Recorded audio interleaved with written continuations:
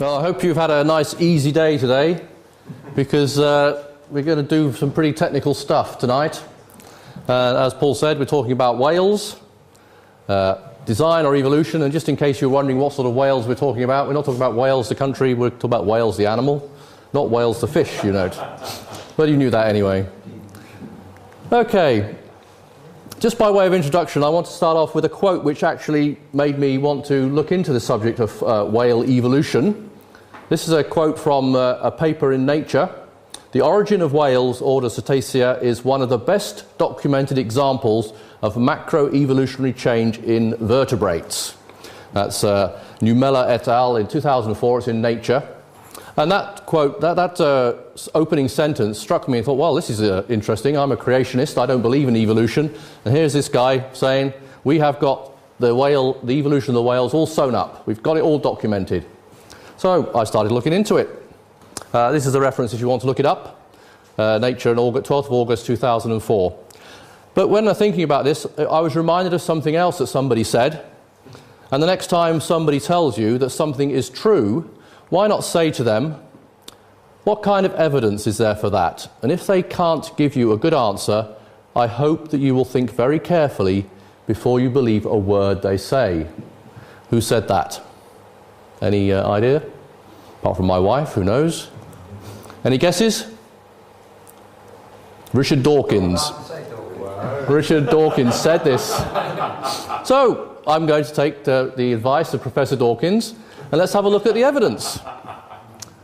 So just an outline of my talk. We're going to start off looking at the fossils. We're going to look at the sound transmission mechanisms that you find in these fossils and you find in marine animals and whales. We're going to look at their locomotor behavior, only in one little detail, how they move around and how they navigate through the sea. We're going to do some embryology and some genetics as well, so that's why I said I hope you had a nice easy day today, because we're going to get to some heavy stuff. And we're going to look at limb vestiges. The whales are supposed to have limb vestiges. And we're going to look at atavistic hind limbs that whales are supposed to have.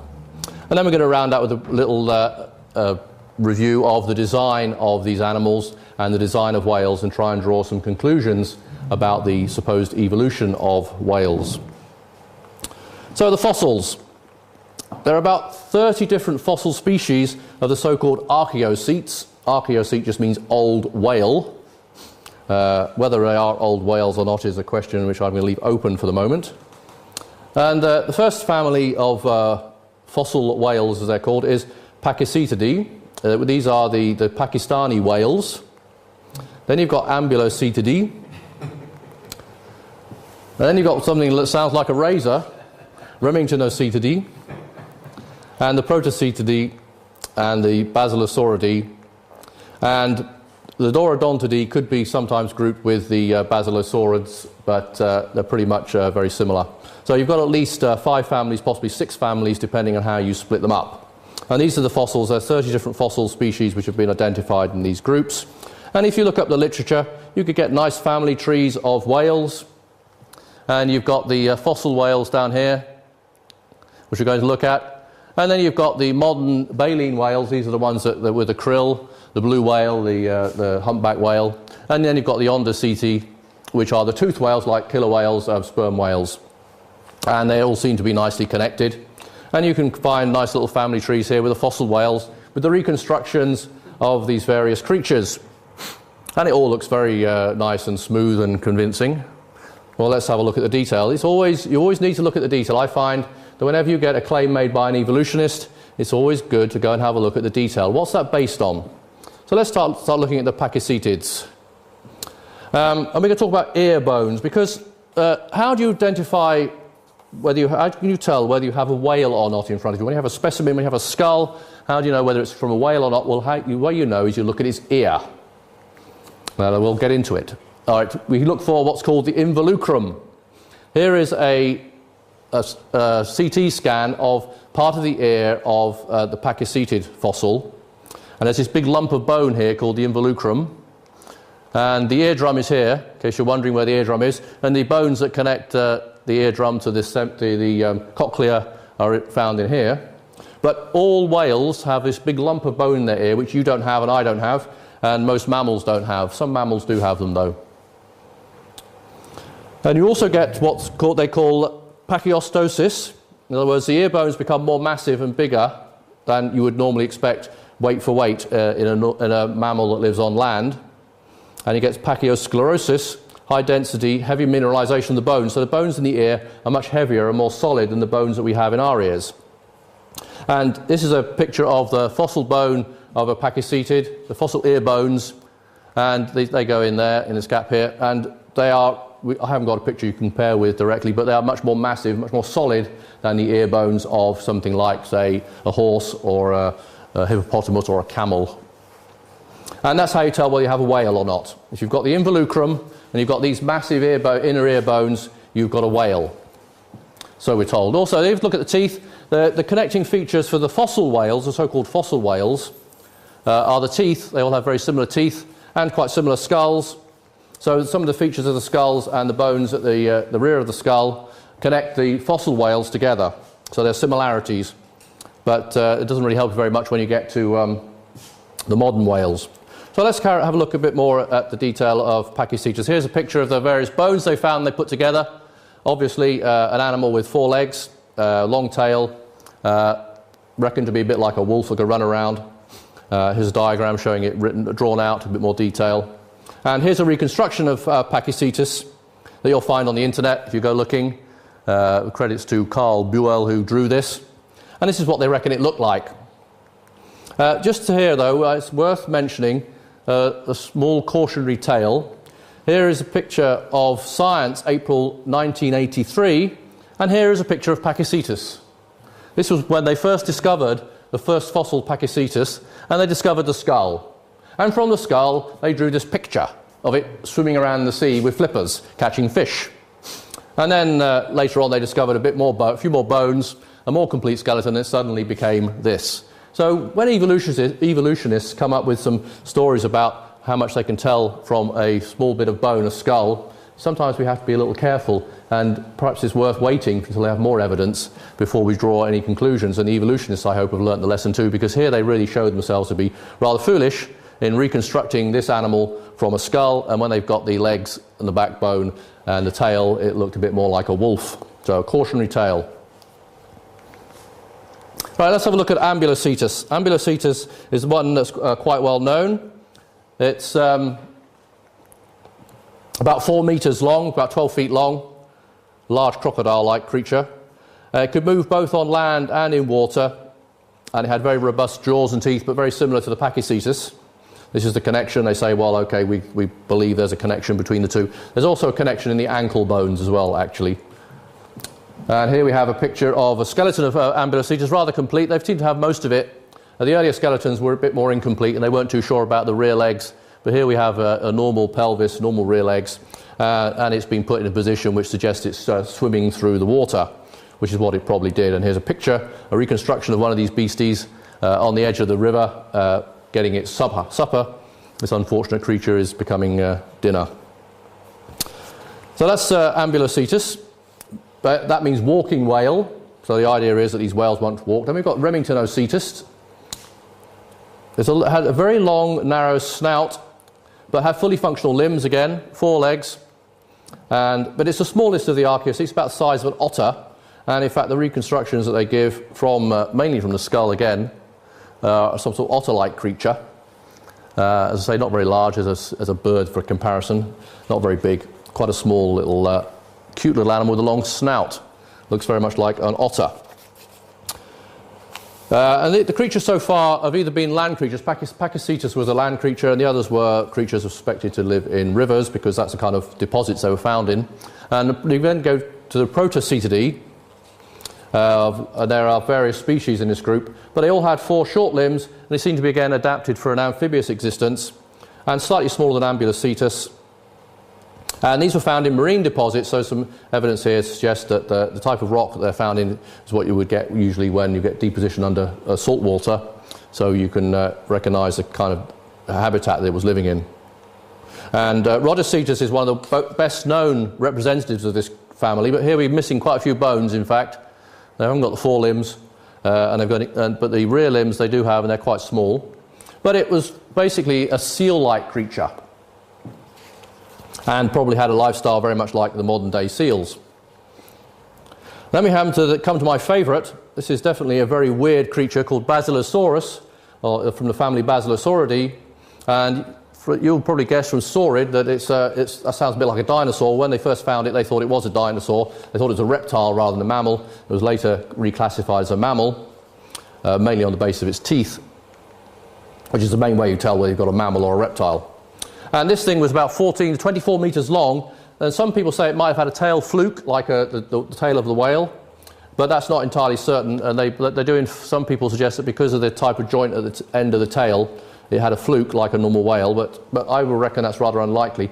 It's very odd because its vertebrae were very elongated, and its head was relatively small compared with, especially if you compare it with a modern whale, where the head is actually relatively large, but it did have complete hind limbs, very small complete hind limbs. And here we have Basilosaurus, which is the main representative of this species, and as you see, very long creature. And here you have some legs, very small. I've done my own reconstruction of this one because I didn't like the reconstructions that other people did, so the drawing's not very good quality, but it gives you the general idea. It was a very large eel-like animal, 24 metres long, that's about 60, 70 feet. And then you've got the Dorodontidae, dolphin-like creatures, which also had complete hind limbs, very small complete hind limbs. But they were not attached to any pelvis, they were just sort of floating in the body wall without any attachment to the pelvis and the spine. And they might have had a tail fluke, we can't really be sure. And here's the almost complete skeleton of one of the representatives of this family. And here you can see its hind legs. So there's the fossils that supposedly tell you the story of how whales evolved from something that ran around on land and is now fully adapted to the life in the sea. And here I just want to pause and have a little think about the evolutionary timescale. Now, the evolutionists tell us that the transition from Pachycetus to Basilosaurus was less than 15 million years. 15 million years is the longest they give themselves. Some people say it's even as short as 8 million years. Now, this is not Darwinian evolution. This is not slow, gradual change. This is massive, rapid evolution. We were supposed to have taken 5 million years to evolve from an ape, and the difference between us and an ape is quite small, superficially, in terms of anatomy. But I just sort of put that one in, just make sure. But here we have simultaneous mutations in many different body systems over a short period of time to produce an extremely well-adapted marine mammal from what was essentially a very well-adapted terrestrial mammal. So you've gone from this to this in 15 million years maximum. That's quite a stretch, even for an evolutionist. But they never stop and say, well, hang on a minute, can we actually sustain this kind of argument? And I would suggest to you that they can't. And I certainly have grave doubts about whether you can actually proceed that fast in evolution. You certainly can't do it by a Darwinian mechanism, which is slow, gradual changes. That's the essence of Darwinianism. Okay. Now, the evolutionists also like to do some work on the middle ear, and this is in fact the paper I quoted right at the beginning from Numella, and they looked at the middle ear of the whales, or fossil whales and some modern whales, or modern representative of the family.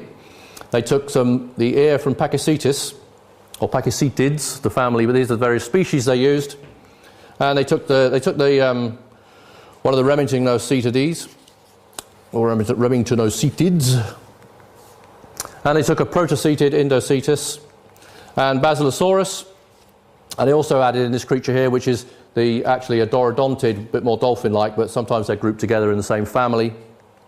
And they looked at the ear, the middle ear. Why did they look at the middle ear? Well, the middle ear is designed in certain ways depending on how you hear. And we hear sound that's transmitted to us through the air, whereas a whale hears sound transmitted to it through water.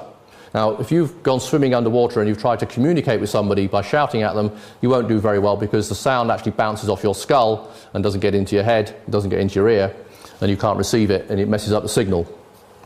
But whales manage to hear quite well underwater. So what they did, they had a look at the various organisation of different ears, and here we have the diagrams that they made. Here is a land animal. I don't know whether it was a fox, but I've given you a fox. And you'll notice that there's a complete connection here with this bit of bone. This is the eardrum, this is the outside, this is jaw, and here are the middle ear bones, and here is the cochlea, which is the hearing organ. And here we have Pachycetus. Very similar, except for the fact it's got this involucrum, this lump of bone here, which doesn't exist over in other terrestrial mammals. And the ear bones, we remember, were much more massive, much more solid than in other creatures. And here we have the Remingtonoceutids, and here we have the same sort of structure, the involucrum. But here we have a difference, which the others didn't have. You've got this fat pad connecting the jaw to the skull. And what's happening here is the marine animals actually pick up sound through their jaw, vibrations that come through the jaw and get transmitted to the inner ear bones through the bones of the skull, and not so much through the eardrum. And here we have a modern whale or dolphin type creature, dolphin or whale, I think this is a dolphin. And we have the same structure, but here we have complete disconnection from the rest of the skull bones. So the sound is transmitted through the jaw, through this fat pad, into the bones here, and there's no opening to the eardrum. The eardrum is still there, but the vibrations it picks up are now not from sound but from the bone. So we have a complete different system. So here we seem to have some sort of transition, if you like, from fully terrestrial to aquatic, except this animal was fully terrestrial as well. So why has it got this lump of bone here? Well, it seems that this lump of bone here actually was associated with hearing low frequency sound. So what you actually have here is a land animal that hears low frequency sound. You have marine animals that hear low frequency sound as well. But the interesting thing here is that this animal, this kind of creature which is amphibious, spends part of its time in water and part of its time out of water, has a mixed system because it still has an opening to the air, so it can still hear sound transmitted through the air as well as sound transmitted through its jaw, through the fat pad, into the bones of its skull. And that's what you'd expect. If you design a creature to live part of the time in water, part of the time on land, you have a mixed system, a hybrid system for the hearing, so that it can function in both environments. And if you live on the land, you don't have to have a hybrid system. And if you live just in the sea and you only ever hear sound in the sea, you have a system which doesn't have an opening to the air because you don't hear sound transmitted through the air. So basically what I'm saying here is, if we have a terrestrial animal like Pachycetus, we have an ear designed for airborne sound. Low frequency airborne sound, yes, but airborne sound. Then you have the amphibious creatures, for example, Remingtonoceutid, and it had a hybrid system because it spends part of its life in the water, part of its life on the land. And Basilosaurus actually has an ear, I didn't show you the diagram of that one, but it has an ear remarkably similar to the modern whale because it spent most of its life living in the water, and it would have to live in water because the legs it had couldn't have carried it around on the land. And we're going to come back to the Basilosaurus legs as well. But let's just move in a bit further into the inner ear. Inside your inner ear you have what's called semicircular canals, which allow you to stand up straight and to walk around without falling over, the organs of balance. And the way you move around is reflected by the design of your semicircular canals. So your semicircular canals are oriented, so you've got one that goes up and down vertically and one that's horizontally, and one that goes in that way, crossways. So you can actually detect movements when you turn your head like this and as you move along. But if you're going to do a lot of acrobatics, you might find yourself getting rather dizzy. So the theory is that semicircular canal size actually varies depending on the kind of activities you do. And if you rotate a lot when you move around, like a whale would do in water, you don't want to have such large semicircular canals because the movements of the fluid inside the canals would actually keep going round and you would find yourself getting very dizzy. So the whales have smaller semicircular canals than land mammals because they have a much more mobile existence and they're making more acrobatic movements through the water. So here you have a terrestrial mammal. This is actually a bush baby, and here you have a dolphin, and that's pretty much the same scale, not quite. That's actually a bit larger, but the semicircular canals are much smaller in proportion to the rest of the ear.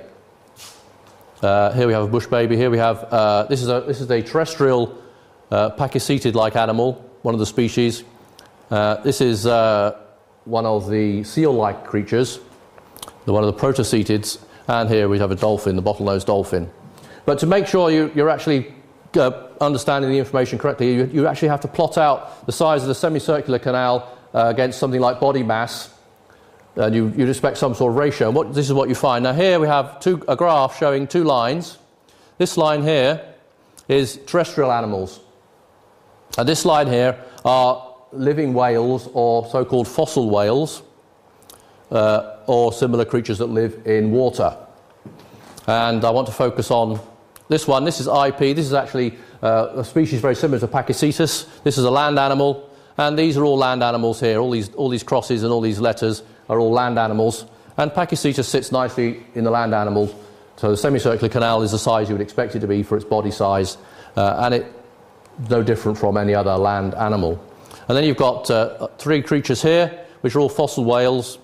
Here we've got the Remingtonocetus, this is Indocetus, and this is Dorodon, the dolphin-like animal. And they all sit in the same area as the marine animals, or animals that live in water. And there's no gradual. If you were an evolutionist, you might predict a gradual change from this to this, but in fact you haven't got a gradual change. Okay, they're this side of the line, but they're well in with the others. This creature here is nearer to the Pachycetus than the others. But the point here is you haven't got a slow gradual change that you would expect from Darwinian evolution. You've got very abrupt change, and the semicircular canals of these marine animals are adapted to their marine lifestyle to allow them to go through very acrobatic movements without getting dizzy, putting it simply. So again, if you look at the terrestrial animals, they group with the non-cetaceans, in other words, the terrestrial animals or animals that live on land. And you've got the amphibious creatures and other creatures that lived in the sea, either part of the time or all the time, have the semicircular canal, the same dimensions as the whales, the cetaceans, and seem to be fully adapted to that kind of environment. There's no gradual Darwinian change. And if you read the paper by Numella et al., you'll find that they actually say that. They say this is a very abrupt change. It's not slow, gradual Darwinianism. They don't, as a result, conclude that Darwinianism might be wrong, but they just point out this fact. They're honest enough to say, yeah, this is interesting, it's unusual, you didn't expect this, but they're still evolutionists. But they do admit there's no gradual transition from one to the other. It's a very abrupt, almost as if the animals were designed for that particular lifestyle. And this is what I would actually suggest is the truth. Okay, let's look at the hind limbs. Things get really interesting when you start talking about hind limbs. Now you get Basilosaurus had hind limbs attached to a pelvis, but not to the vertebral column, which is an interesting arrangement of itself. But the evolution of modern whales predicts the reduction of hind limbs. Okay, and they just also predicts that hind limbs will become vestigial. And in fact, they say that the hind limbs now in modern whales have become vestigial and part of the reproductive tract of the whale. And they would suggest also that you get from time to time you get atavisms, you get atavistic hind limbs that show the evolutionary past of the whale.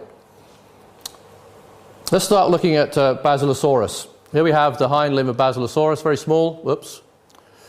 And here we have a large picture of it. And it does seem to be a complete hind limb. You can't really argue about that. It's got all the bits and pieces. It's got a femur, it's got the fibula and the tibia, and it's got the ankle bones here and toe bones sticking out here. And here's how they think they were arranged. They seem to be functioning limbs, except for the fact that this is the size of the creature, and here are its legs. Rather small, you think. Not much use. There's certainly not much use walking around on land. Now, the way Basilosaurus moves seems to have been like an eel, like a giant eel, 24 meters long. And I would suggest to you that they were using the limbs to anchor the body to the ground, to the subsurface under the water, because they lived in shallow water. But before we move on, though, let's just remind ourselves what an atavism is.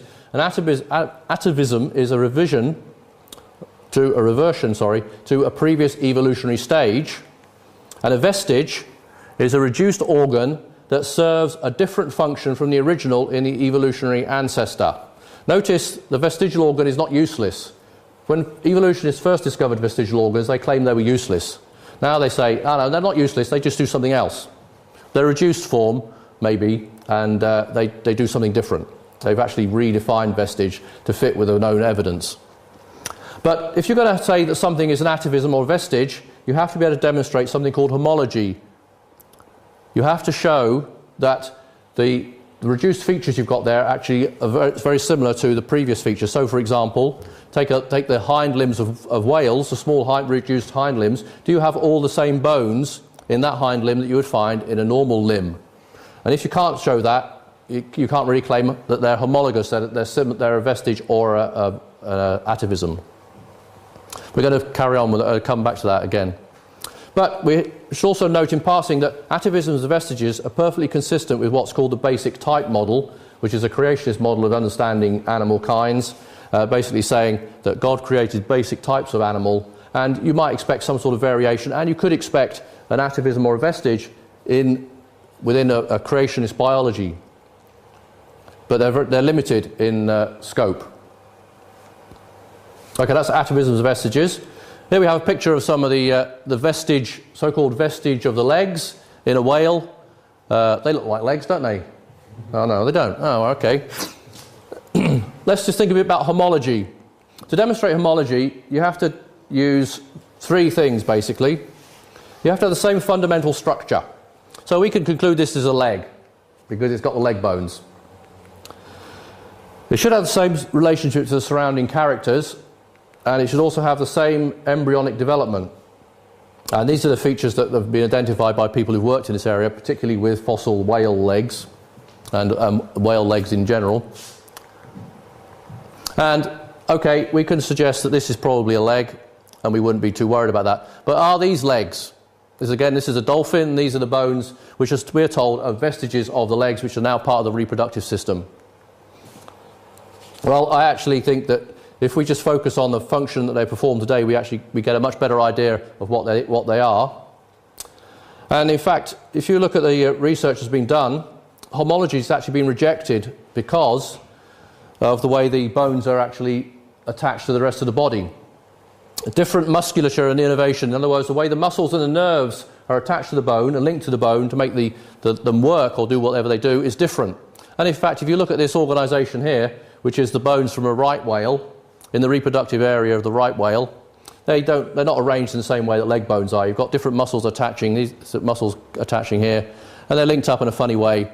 And it seems to me rather unlikely, but in fact, the evolutionists will admit quite freely that the way the nerves are wired up and the way the muscles are arranged show that they're not homologous with limbs in terrestrial mammals. So they actually do admit this.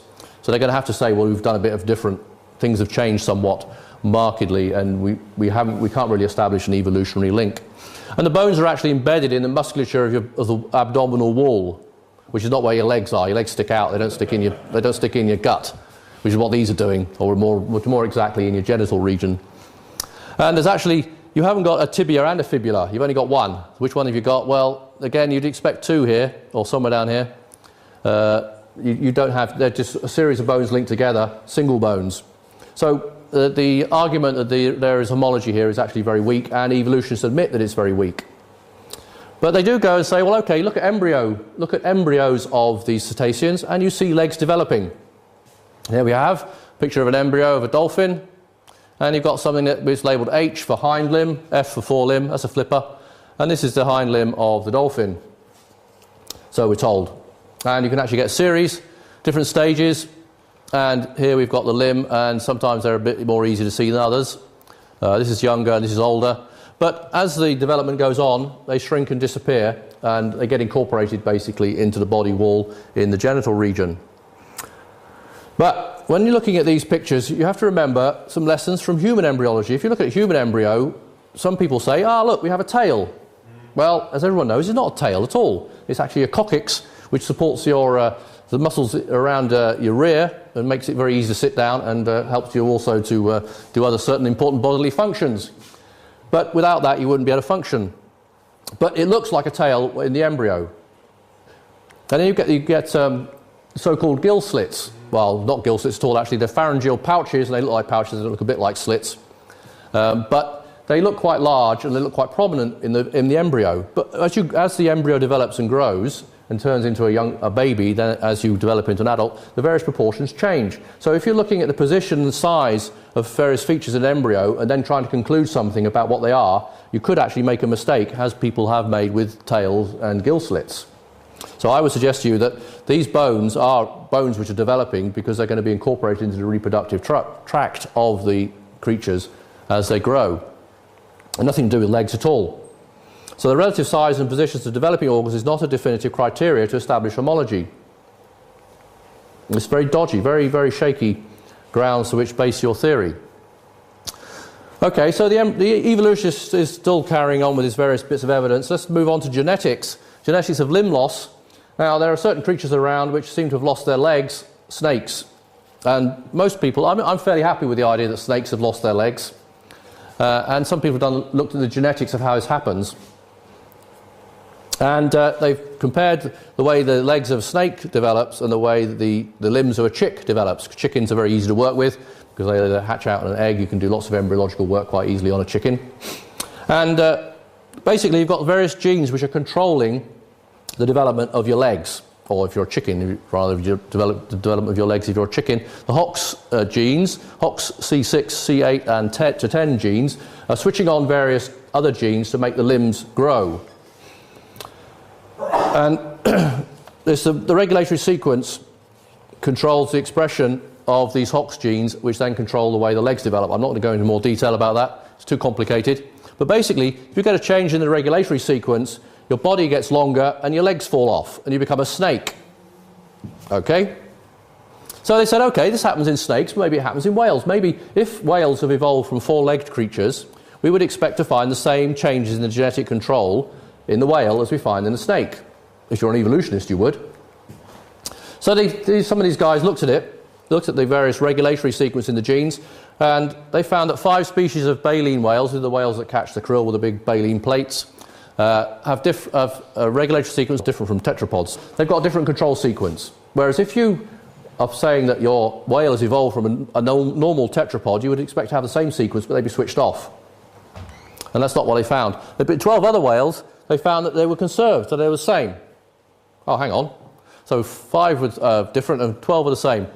So their conclusion was a simple evolutionary change in the HOX gene expression or HOX gene regulation is unlikely to have driven loss of hind limbs in cetaceans. So what they're saying is basically we don't know how the legs have been switched off, if they ever had legs in the first place.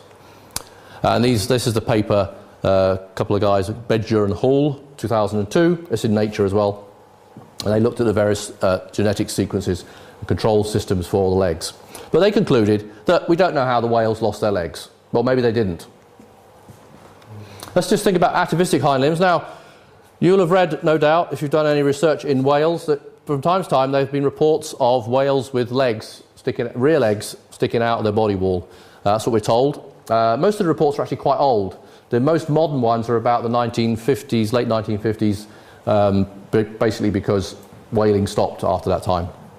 But a lot of this information is actually very old. Papers written in the 1800s, which is quite interesting reading. And here's a picture of some that they found on a sperm whale back in 1919. So look, legs. It's a throwback to its evolutionary past. Well, okay, do they look like legs? Let's compare it with the right whale, the modern right whale today, normal right whale if you like. And here they've got these bones here. I would like to suggest to you that actually these are deformed versions of these bones. We're doing a cross-species comparison that makes it rather difficult. But if you have a genetic impoverished race of animals, what do you start getting? You start getting defects. What happened to the whales? They were hunted almost to extinction. So you've got a very small gene pool. You might get inbreeding and you might get genetic defects. And your genetic defects might mess up these bones, which are part of your reproductive system, and cause these bones to stick out in funny ways. Let's just have a look at the detail again. Here we can try and link up the bones. There's one hidden under here, under all the muscles. But there are 4 bones sticking out, and there were 4 bones to start with. This is actually a different species, but the comparison is probably reasonable to make. And in case you're wondering what these are actually these 2 bones here belong with here, and these 2 bones come from here. They've actually split up the leg, or so-called leg. And they claim this looks like a leg. Well, it doesn't look like any leg I've ever seen. Where's the tibia and fibia? Where's the ankle bones? What's this bit up here? Well, actually, some of it's cartilage and not even bone. So, if you want to believe it's a leg, you might be able to, at a stretch, believe that's a leg. But I certainly don't believe that's a leg. It looks like a few bits of bone sticking out from where they should be. Okay, let's have a look at the hind limbs of Basilosaurus. Why did Basilosaurus have hind limbs? Well, the current most common theory is that there were claspers to aid copulation. When you're a very long animal and you want to mate, you've got to be able to line things up properly, and your hind limbs could help you do that. Well, actually, that's possible. But as I said before, Basilosaurus probably lived in shallow mangrove or seagrass habitat. And you can tell that from the rocks that they find the fossils in. They've got remains of some sort of mangrove plant or seagrass plant. So a very shallow habitat. It moved like an eel. If you want to move through a shallow habitat and you're 24 meters long and you want to turn very quickly, it might be very useful to anchor your rear on the seabed and to turn around that way. So I would suggest that actually would have worked quite well as legs, anchoring the body in a shallow habitat, allowing you to make rapid turns. So we've got some function. So we don't have to look at these things and say they're vestiges. They have some function and purpose. Which brings me to the final part of my presentation, looking at design of these creatures. So if we're saying, no, these creatures are not an evolutionary transition to modern whales, we would look to see how they were designed and whether they were designed for a specific lifestyle or not. And I think you can do that. And you can do this within the context of what I would call creation biology. But in creation biology, let's just remember, we can expect variation to be quite extensive and rapid, but we would expect to be bounded true to type. So we would have a concept of types of animals, and you always breed true to type, but you can have a lot of variation in the type of creature that you have. For example, the horse. There's a lot of variation in the horses, and the fossil horse series I would have no problem with. It's just a variation within a kind. But the changes are restricted to modification or loss of existing structures. You can't get some new structures, so you don't grow a wing when you didn't have a wing before. But you could lose your legs, like if you're a snake. But function is always the key. In biology, the human body doesn't have bits and pieces that aren't doing anything. They're always doing something. And evolutionists in the past have come along and said, this organ is a vestige, we don't need it anymore, we can take it out, like the thymus. And they took out the thymuses of various babies, and they didn't do very well, they died. It's a rather essential organ. So function is the key. We always look for a function, and that we would expect the various features of any animal to have a function. Whereas the evolutionists would say, no, we're quite happy with vestiges that don't do anything, which are now useless. So Pakicetus, the so-called walking whale from Pakistan, is actually a very well-designed running creature. It's got ankle bones very like an antelope, and antelopes, as you know, are very good at running. So this creature would be very good at running. So it was a land mammal, legs designed for running. It had these heavy ear ossicles, which allowed it to hear low-frequency sound, just like an elephant today can hear low-frequency sound. Now, I don't know what the ear ossicles of an elephant look like, but I'd be very interested to know. And there's a test that we could do in the theory and say, well, is this true? And the teeth are consistent with the diet of shellfish, although that's not conclusive. Just because you have sharp pointed teeth doesn't necessarily mean you ate shellfish, but it could be. So there the story is consistent. So it could have been an animal that was living in coastal areas, close to rivers, but no more amphibious than a tapir is what they generally say. So we have a creature which seems to be well adapted to running around on the land. The question is, why would it want to change into a whale? I don't see any good reason when you've got lots of when the land is easily inhabited. The evolutionists say, oh, well, there was an ecological niche that opened up, so the Pakicetus moved into it. But why? I don't understand why it would do that. Okay, but it's a wolf-like creature running around the land, seemed to be well designed for land, so I don't think it had anything to do with whales at all. Then you've got the Ambulocetidae. The Ambulocetus, the crocodile-like creature, again, a very well adapted creature with a lifestyle just like crocodile. Amphibious, short limbs and large feet to allow it to move around in rivers, which is where it seemed to live. It was adapted for paddle swimming, designed for paddle swimming, strong teeth and jaws to catch its prey, and it was basically a crocodile-like creature. Then you've got the Remingtonocetids. Now, even evolutionists admit this is really nothing to do with the evolution of whales, because it's what they call a side branch, an evolutionary dead end, and it was actually an otter-like creature. It would have lived like an otter, and all that we know about the bone structure of this creature suggests it had a lifestyle just like an otter. And remember, its ears had ears like for an amphibious existence, a mixture of hearing in the air and in water. But it's a very strange skull, not at all like a whale. It's very small, otter-sized. Well, there are small whale-like animals today, and its ear structure is consistent with an amphibious existence. And its vertebral column is very similar to otters, suggesting it moved like an otter. But it was very different from all the other so-called archaeocetes. So I would even question whether it was related in any way to any of the other fossil families that we've looked at. Then you've got the Protocetids. These are shortened but strong limbs and elongated digits, which will allow them to swim through the water, flippers if you like. So it would be a seal-like animal adapted to living mainly in the water. And these creatures were found in marine deposits, but they were designed for paddle swimming. So we have a creature that seems to be just like modern seals, or would have filled a similar ecological niche. And then the Basilosaurus, extremely elongated spine, small head in proportion to the body, unlike the whales. So if this was on the way to becoming a whale, it wouldn't have such a small head. You'd expect the head to get larger, to be moving gradually towards the large head size of a modern whale, and the head of a modern whale, of the baleen whales at least, was about a third of the body size. Huge. A flexible elbow joint, absence of polyphalange, in other words, it didn't have lots of extra bones in its fingers to make big flippers, so it could actually have had webbed feet. We don't really know. That's a hypothesis of my own. And the small hind limbs, which I think would have helped it to anchor in the shallow marine environment that it lived in. Designed for shallow water existence. And then we have the Dorodontidae. These are dolphin-like. Now, these are perhaps the most convincing fossil you have in the evolutionary sequence. If you're looking for a fossil that looks a bit like a transition from a terrestrial animal to a whale, well, this is not such a bad one. It's got the hind legs, and it's a bit like a dolphin. It hasn't got the elongated spine of the Basilosaurus, but it's actually not that much like a dolphin. And it might even be the same basic kind as the Basilosaurids.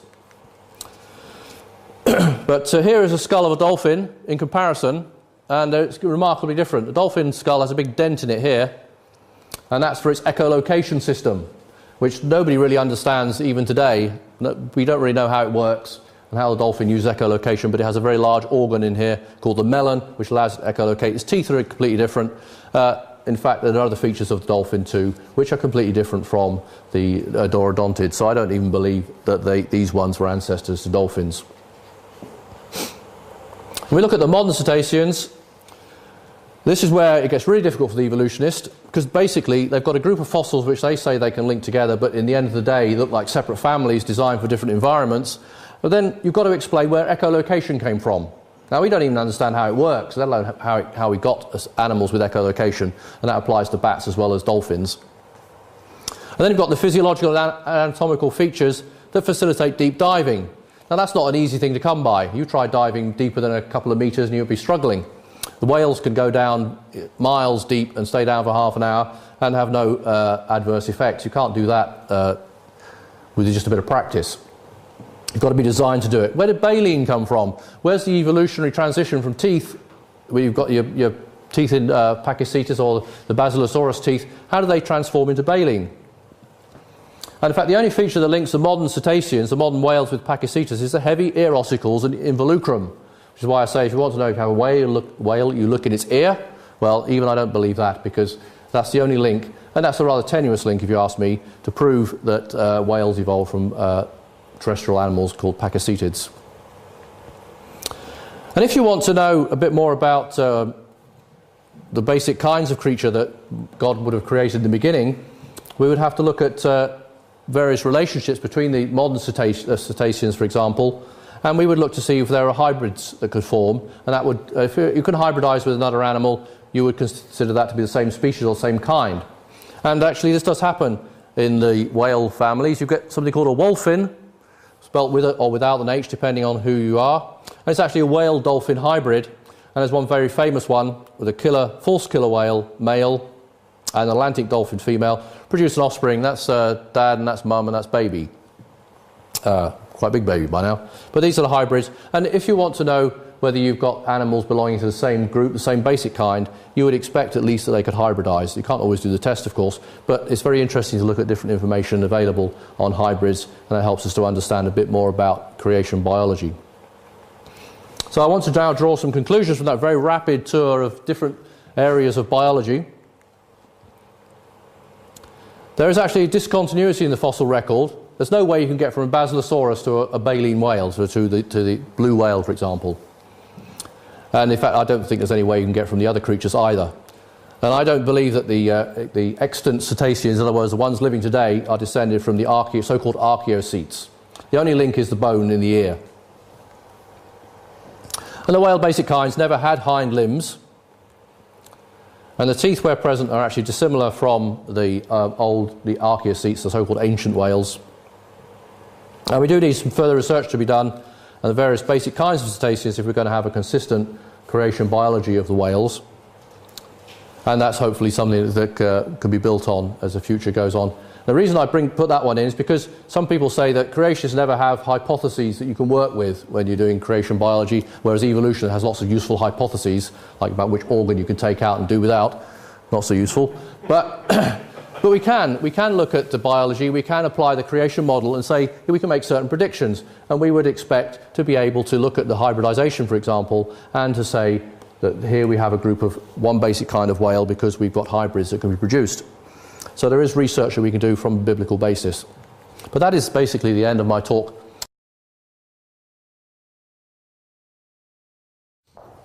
Well, I hope you've had a nice easy day today, because we're going to do some pretty technical stuff tonight. As Paul said, we're talking about whales, design or evolution, and just in case you're wondering what sort of whales we're talking about, we're not talking about whales the country, we're talking about whales the animal, not whales the fish, you note. But you knew that anyway. Okay, just by way of introduction, I want to start off with a quote which actually made me want to look into the subject of whale evolution. This is a quote from a paper in Nature. The origin of whales, order Surtees, is one of the best documented examples of macroevolutionary change in vertebrates. That's Numela et al. In 2004, it's in Nature. And that quote, that opening sentence struck me and thought, well, this is interesting. I'm a creationist. I don't believe in evolution. And here's this guy saying, we have got the evolution of the whales all sewn up. We've got it all documented. So I started looking into it. This is a reference if you want to look it up. Nature, 12th of August 2004. But when I'm thinking about this, I was reminded of something else that somebody said. And the next time somebody tells you that something is true, why not say to them, what kind of evidence is there for that? And if they can't give you a good answer, I hope that you will think very carefully before you believe a word they say. Who said that? Any idea? Apart from my wife, who knows? Any guesses? Richard Dawkins. Richard Dawkins said this. So I'm going to take the advice of Professor Dawkins, and let's have a look at what we have in our ears. And this is a picture of the fossil bone of a pachycetid, the fossil ear bones, and they go in there, in this gap here, and they are, I haven't got a picture you can compare with directly, but they are much more massive, much more solid than the ear bones of something like, say, a horse or a hippopotamus or a camel. And that's how you tell whether you have a whale or not. If you've got the involucrum and you've got these massive inner ear bones, you've got a whale. So we're told. Also, if you look at the teeth, the connecting features for the fossil whales, the so-called fossil whales, are the teeth. They all have very similar teeth and quite similar skulls. So some of the features of the skulls and the bones at the rear of the skull connect the fossil whales together. So there's similarities. But it doesn't really help very much when you get to the modern whales. So let's have a look a bit more at the detail of pachycetus. Here's a picture of the various bones they found they put together. Obviously, an animal with 4 legs, long tail, reckoned to be a bit like a wolf that could run around. Here's a diagram showing it drawn out, a bit more detail. And here's a reconstruction of pachycetus that you'll find on the internet if you go looking. Credits to Carl Buell, who drew this. And this is what they reckon it looked like. Just here, though, it's worth mentioning a small cautionary tale. Here is a picture of Science, April 1983, and here is a picture of pachycetus. This was when they first discovered the first fossil pachycetus, and they discovered the skull. And from the skull, they drew this picture of it swimming around the sea with flippers, catching fish. And then later on, they discovered a few more bones, a more complete skeleton, and it suddenly became this. So when evolutionists come up with some stories about how much they can tell from a small bit of bone, a skull, sometimes we have to be a little careful, and perhaps it's worth waiting until they have more evidence before we draw any conclusions. And evolutionists, I hope, have learnt the lesson too, because here they really showed themselves to be rather foolish in reconstructing this animal from a skull, and when they've got the legs and the backbone and the tail, it looked a bit more like a wolf. So a cautionary tale. Right, let's have a look at ambulocetus. Ambulocetus is one that's quite well known. It's about 4 meters long, about 12 feet long, large crocodile-like creature. It could move both on land and in water. and it had very robust jaws and teeth, but very similar to the Pachycetus. This is the connection. They say, well, okay, we believe there's a connection between the two. There's also a connection in the ankle bones as well, actually. And here we have a picture of a skeleton of Ambulocetus, rather complete. They seem to have most of it. The earlier skeletons were a bit more incomplete, and they weren't too sure about the rear legs. But here we have a normal pelvis, normal rear legs, and it's been put in a position which suggests it's swimming through the water, which is what it probably did. And here's a picture, a reconstruction of one of these beasties on the edge of the river, getting its supper. This unfortunate creature is becoming dinner. So that's Ambulocetus, but that means walking whale. So the idea is that these whales once walked. Then we've got Remingtonocetus. It had a very long, narrow snout, but had fully functional limbs again, 4 legs. But it's the smallest of the archaeosaurs. It's about the size of an otter. And in fact, the reconstructions that they give from mainly from the skull again, some sort of otter-like creature. As I say, not very large as a look at the evidence. So just an outline of my talk. We're going to start off looking at the fossils. We're going to look at the sound transmission mechanisms that you find in these fossils and you find in marine animals and whales. We're going to look at their locomotor behavior, only in one little detail, how they move around and how they navigate through the sea. We're going to do some embryology and some genetics as well, so that's why I said I hope you had a nice easy day today, because we're going to get to some heavy stuff. And we're going to look at limb vestiges. The whales are supposed to have limb vestiges. And we're going to look at atavistic hind limbs that whales are supposed to have. And then we're going to round out with a little review of the design of these animals and the design of whales, and try and draw some conclusions about the supposed evolution of whales. So the fossils. There are about 30 different fossil species of the so-called archaeocetes. Archaeocete just means old whale. Whether they are old whales or not is a question which I'm going to leave open for the moment. And the first family of fossil whales, as they're called, is Pachycetidae. These are the Pakistani whales. Then you've got Ambulocetidae. And then you've got something that sounds like a razor, Remingtonocetidae. And the Protocetidae and the Basilosauridae. And the Dorodontidae could be sometimes grouped with the Basilosaurids, but they're pretty much very similar. So you've got at least 5 families, possibly 6 families, depending on how you split them up. And these are the fossils. There are 30 different fossil species which have been identified in these groups. And if you look up the literature, you could get nice family trees of whales. And you've got the fossil whales down here, which we're going to look at. And then you've got the modern baleen whales. These are the ones that with the krill, the blue whale, the humpback whale. And then you've got the Ondoceti, which are the toothed whales like killer whales, sperm whales. And they all seem to be nicely connected. And you can find nice little family trees here with the fossil whales, with the reconstructions of these various creatures. And it all looks very nice and smooth and convincing. Well, let's have a look at the detail. You always need to look at the detail. I find that whenever you get a claim made by an evolutionist, it's always good to go and have a look at the detail. What's that based on? So let's start looking at the Pachycetids. And we're going to talk about ear bones, because how do you identify how can you tell whether you have a whale or not in front of you? When you have a specimen, when you have a skull, how do you know whether it's from a whale or not? Well, the way you know is you look at its ear. Well, we'll get into it. All right, we look for what's called the involucrum. Here is a CT scan of part of the ear of the Pachycetid fossil. And there's this big lump of bone here called the involucrum. And the eardrum is here, in case you're wondering where the eardrum is. And the bones that connect the eardrum to the cochlea are found in here. But all whales have this big lump of bone in their ear, which you don't have and I don't have, and most mammals don't have. Some mammals do have them, though. And you also get they call pachyostosis. In other words, the ear bones become more massive and bigger than you would normally expect, weight for weight, in a mammal that lives on land. And it gets pachyosclerosis, high density, heavy mineralization of the bones. So the bones in the ear are much heavier and more solid than the bones